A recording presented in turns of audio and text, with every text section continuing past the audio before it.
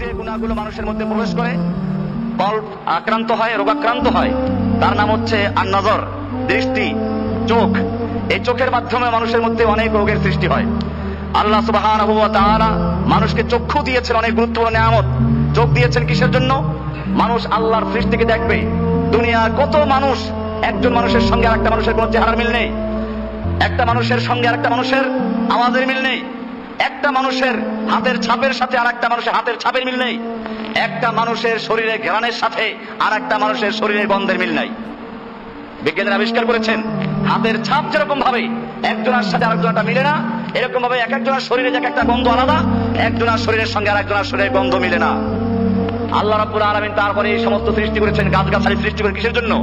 কোরআনে বহু জায়গায় বলেছেন ইন্না ফি খালকিস সামাওয়াতি ওয়াল আরদ ওয়াখতিলাফিল লাইলি ওয়ান নাহার, দিন রাতের পরিবর্তন, চন্দ্র সূর্য গ্রহ নক্ষত্র, এই সবগুলো আল্লাহ রাব্বুল আলামিন সৃষ্টি করেছেন আল্লাহকে চেনার জন্য, আল্লাহকে জানার জন্য। মানুষ এগুলো দেখবে, দেখে তার আল্লাহর শুকরিয়া আদায় করবে, আল্লাহর প্রতি ঈমান রাখবে, আল্লাহর ইবাদত করবে। এই জন্য চক্ষু দান করা হয়েছিল। সুতরাং চক্ষু একটা বড় নিয়ামত। কিন্তু আল্লাহ তাআলা এর ক্ষেত্রে আরো বলেছেন, সব দেখার ব্যাপারে আল্লাহ তাআলা কিছু শর্ত দিয়েছেন, কোন কোন জিনিস দেখতে পারবে, কোনগুলো দেখতে পারবে না। এই জন্য কোরআনে এই কথা বলা আছে সূরা নূরের 30 নম্বর আয়াত, কুল্লিল মুমিনিনা ইয়াগুদ্দু মিন আবসারিহিম ওয়া ইয়াহফাযু ফুরুজাহুম যালিকা আযকা লাহুম ইন্নাল্লাহা খাবীরুম বিমা ইয়াসনাউন। কুল্লিল মুমিনিন, মুমিনদেরকে বলো, ইয়াগুদ্দু মিন আবসারিহিম, তারা যেন তাদের চক্ষুকে নিচু রাখে, তারা যেন তাদের চক্ষুকে নিচু রাখে। ইয়াগুদ্দু মিন আবসারিহিম, মুমিনদেরকে বলো তারা যেন তাদের চক্ষুকে নিচু রাখে। কে বলছেন? প্রত্যেকে খেয়াল রাখতে হবে রাস্তায় চলার সময় আমরা কোন দিকে নজর করি। খালি হারাম জিনিস বলতে শুধু মেয়েদের দিকে তাকানো না, অন্যের সম্পদের দিকে তাকানো, অন্যের বড় বড় বিল্ডিং এর দিকে তাকানো, আর মনে মনে কল্পনা করে আমি যদি করতে পারতাম। এগুলোও গুনাহ, কারণ এর মাধ্যমেও আমার অন্তরের মধ্যে গুনাহ প্রবেশ করছে। এই জন্য আল্লাহ তাআলা বলছেন কুল্লিল মুমিনিনা, মুমিনদেরকে বলো, ইয়াগুদ্দু মিন আবসারিহিম, তারা যেন তাদের দৃষ্টি শক্তিকে নিচু করে রাখে, ওয়া ইয়াহফাযু ফুরুজাহুম, এবং তারা যেন তাদের লজ্জাস্থানকে হেফাজত করে, যালিকা আযকা লাহুম, আল্লাহ তাআলা বলতে এটাই তাদের জন্য পবিত্রতম বিষয়। ইন্নাল্লাহা খাবীরুম বিমা ইয়াসনাউন, মানুষ যা করে আল্লাহ তাআলা খবর রাখেন। তুমি কানে কানে চাইলা না আড়াইয়ে চাইলা, আল্লাহ তাআলা সব কিছু জানেন।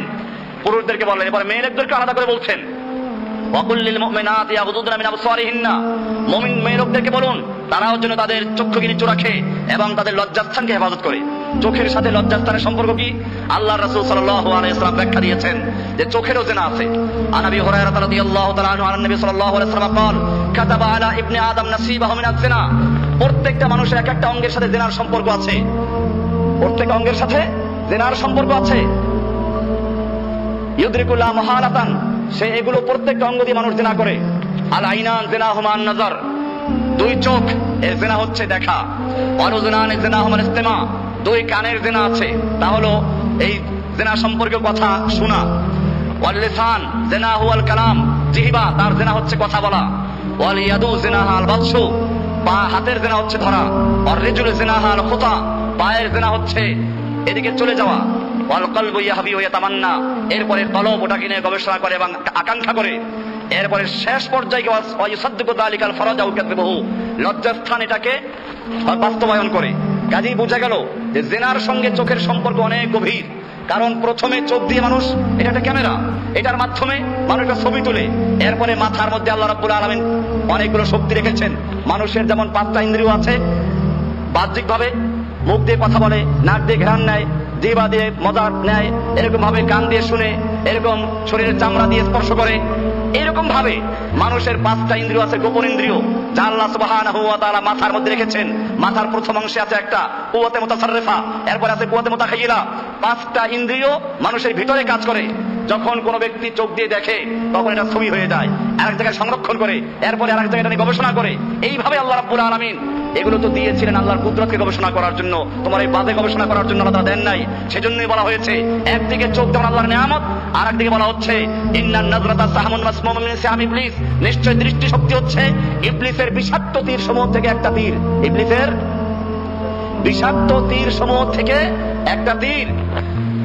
ফামান গাদ্দা বাসারাহু লিল্লাহি, সুতরাং যেই ব্যক্তি নিজের চক্ষুকে হেফাজত করে নিচু রাখে, আওরাসাহুল্লাহু হালাওয়াতান ইয়াজিদুহা ফি কলবিহি ইলা ইয়াউমিল কিয়ামা ইয়াউমিন ইয়ালকাহু, আল্লাহ রাব্বুল আলামিন তার অন্তরের মধ্যে এমন এক প্রকারের স্বাদ এবং মজা দান করেন যেটা সে আল্লাহর সাথে সাক্ষাৎ করা পর্যন্ত অনুভব করতে থাকে। তার মানে হচ্ছে যারা চক্ষুকে হেফাজত করবে, অন্যের দিকে তাকাবে না, কিয়ামতের দিবস এবং জান্নাতে তারা আল্লাহর চেহারার দিকে নজর করতে পারবে। এটাই এখানে বলা আছে, যে ব্যক্তি চক্ষুকে হেফাজত করলো, চক্ষুকে হারাম জিনিসের দিকে তাকানোর থেকে হেফাজত করলো, সে তার অন্তরের মধ্যে এক প্রকার প্রশান্তি, এক প্রকারের স্বাদ অনুভব করবে, যেটা আল্লাহকে দেখা পর্যন্ত সে চালু থাকবে। আল্লাহকে দেখবে সে। এই জন্যই আল্লাহ রাসূল সাল্লাল্লাহু আলাইহি ওয়াসাল্লাম বলছেন, তোমার এই চোখটা হচ্ছে শয়তানের একটা বিষাক্ত তীর। অনেকে প্রশ্ন করে, হঠাৎ যদি নজর পড়ে যায়, আর আমাদের সমাজে প্রচলিত আছে একবার দেখা যায়। আল্লাহ রাসূল সাল্লাল্লাহু আলাইহি ওয়াসাল্লাম, শয়তান কতভাবে ধোঁকা দেয় আল্লাহ রাসূল সাল্লাল্লাহু আলাইহি ওয়াসাল্লাম পরিষ্কার করে বলেছেন, এটা তো উম্মতকে বাঁচাবার জন্য। হঠাৎ নজর পড়ে গেল, তাহলে কি করবে? সঙ্গে সঙ্গে ফিরিয়ে আনবে। এইটা মাফ করা হয়েছে। এখন আপনি একবার তাকাইলেন, তারপর দেখতেই রইলেন, অথবা আপনি জানেন যে একটা মেয়ের কাছে পিছনে, তারপরে দেখলেন, এইটা মাপ না। আল্লাহ রাসূল সাল্লাল্লাহু আলাইহি ওয়াসাল্লাম পরিষ্কার করে দিয়েছেন, আন জারীর রাদিয়াল্লাহু তাআলা আনহু قال سألت رسول الله صلى الله عليه وسلم عن النظر الفجاءة, হঠাৎ যদি নজর পড়ে যায় সেটার জন্য কি গুনাহ হবে? আল্লাহ রাসূল সাল্লাল্লাহু আলাইহি ওয়াসাল্লাম বলেন, ফাকালা ইসরিফ বাসারাক, তুমি তোমার চক্ষুকে সঙ্গে সঙ্গে ফিরিয়ে নাও। মুসলিম শরীফের হাদিস, তিরমিজি শরীফের হাদিস, দারিমি, মুসনাদ আহমদ, এই সব কিতাব হাদিসটা আছে যে ইসরিফ বাসারাক, তুমি তোমার নজরকে সঙ্গে সঙ্গে ফিরিয়ে নাও। ওটা মাপ, অনিচ্ছাকৃত যেটা তোমার নজর পড়ে গেছে ওটা আল্লাহ সুবহানাহু ওয়া তাআলা মাফ করে দিবেন।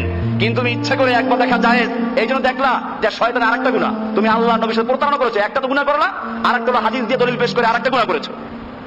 মদ খাওয়া এমনি গুনাহ, এমনি হারাম। আর যদি কেউ বিসমিল্লাহ বলে খায় তাহলে কাফের হয়, কারণ মজাক করলো। হারাম করলে মানুষ কাফের হয় না, সব হারাম করলে কাফের হয় না।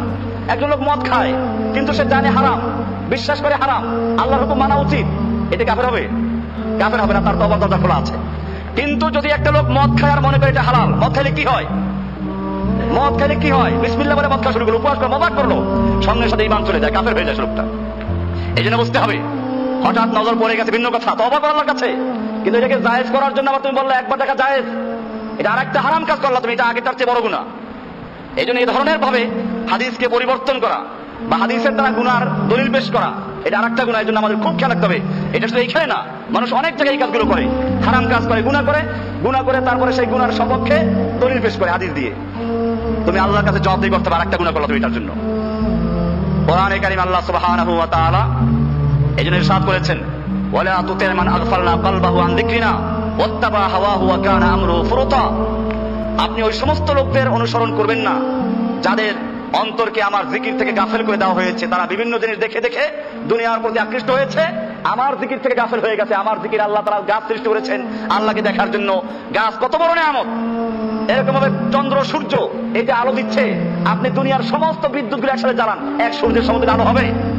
আল্লাহ তাআলা যদি বলতেন প্রতি মাসের শেষে সূর্যের আলোর বিল দিতে হবে, দেওয়া সম্ভব ছিল?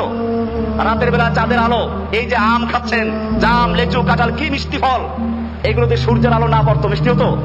চাঁদের আলো না পড়লে আলো হতো? তারকার আলো, এটার জন্য এরকম রং আসে। এই সবগুলো কুদরতি ভাবে সৃষ্টি করা হয়েছে। আল্লাহ সুবহানাহু ওয়া তাআলা এগুলো দেখার জন্য, এগুলো বোঝার জন্য মানুষকে চোখ দিয়েছিলেন। কোরআনে বলা আছে, লাহুম কুলুবুল লা ইয়াফকাহুনা বিহা ওয়া লাহুম আ'য়ুনুল লা ইবসিরুনা বিহা, আমি ওদেরকে কান দিয়েছিলাম শোনার জন্য, চোখ দিয়েছিলাম দেখার জন্য, অন্তর দিয়েছিলাম বোঝার জন্য। উলাইকা কাল আনাম, তারা এগুলো কিছুই করে নাই। আল্লাহ বলছেন উলাইকা কাল আনাম, এইগুলো হচ্ছে পশুর মতো। কারণ পশুরও কান আছে, ওরও কান আছে, পশু কিছু বুঝে নাই, ও বুঝে নাই, এই জন্য বলছেন কাল আনাম, এরা পশুর মতো। এরপর আল্লাহ বলছেন বাল হুম আদল, বরং পশুর চেয়ে আরো পথভ্রষ্ট, আরো খারাপ। কি জন্য? পশুকে তো আল্লাহ তাআলা জ্ঞান দেন নাই, তোমাকে তো জ্ঞান দেওয়া হয়েছিল। এই জন্য যেটা দ্বিতীয় নাম্বার যে